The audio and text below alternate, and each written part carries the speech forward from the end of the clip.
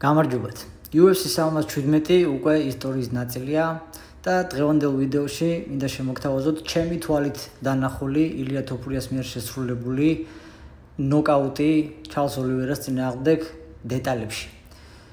ბრძოლა დაიწყო თითქმის ისე როგორც ველოდებოდით, ჩარლზმა სცადა რამოდენიმეჯერ ფრონტ კიკით შეენარჩუნებინა თავისთვის სასურველი დისტანცია. თოფურიამ მალევე მოახდინა ადაპტაცია და სწორი რეაქცია ამაზე, ჯებებით დაიწყო შეტევა და რეაქციის გამოწვევა და პირველივე ჯები, რომელიც კარგად მივიდა მისამართამდე ილიას შესრულებით, ჩარლზმა იგზნო და მან ილიას ამაზე უპასუხა მარჯვენა ხელით. რის შედეგადაც შეეცადა უკვე შეკროდა და პარტერში გადაეყვანა ბრძოლა.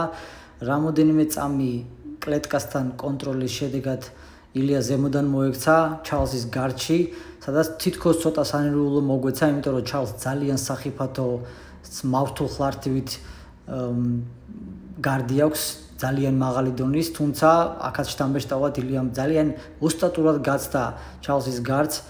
რამოდენიმე წამით საიდ კონტროლშიც მოექცა. აქაც ჩარლზმა იპოვა თითქოს გამოსავალი, გადავიდა ფეხის ტკივნელზე, მაგრამ არ იყო ილიას მუხლი საკმარისად ღრმა საბმიშენში იმისათვის, რომ სანერვიულო რამე ქონოდა აქაც სერიოზული. ამასაც დააღწია მალევე თავი ილიამ. ამ დროს ჩარლზს უკვე დემიჯი ჰქონდა სახეზე, სისხლი მოსდიოდა. ილიამ აღარ გადაწყვიტა პარტერში გაეგზელებინა ბრძოლა, წამოაყენა ჩარლზი, რაც სავსებით სწორი გადაწყვეტილება იყო და დადგმდნენ დგომში მებრძოლები, რის შედეგადაც ილიამ ისევ ჯებით განაგრძო მუშაობა, ისევ ველოდა რეაქციას ჩარლზისგან და უკვე მეორედ კარგად მისული მისამართამდე ჯების შემდეგ ჩარლზ ოლივერამ იგივე რეაქცია აჩვენა ილიას. კიდევ ერთი პროდუქტიული ჯების შემდეგ მან ისევ მარჯვენა ხელით დაუბრუნა პასუხი ილია თოფურიას, რაც უკვე შესამჩნევი გახდა ილიასთვის.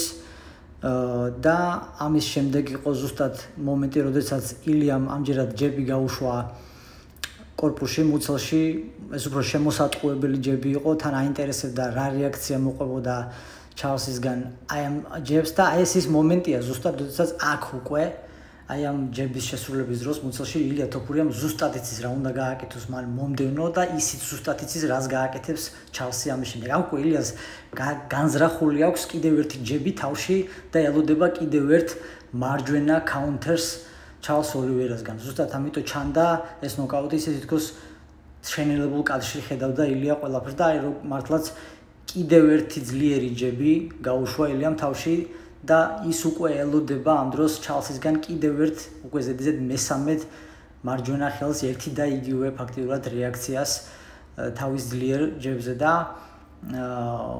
შესაბამისად დაახვედრა მან თავისი კაუნტერი ფერი გაუკეთა, თავი ოდნავ მარცხნივ გადაწია და მომაკვდინებელი დარტყმა მიაყენა თვითონ მოწინააღმდეგეს მარჯვენა ხელით.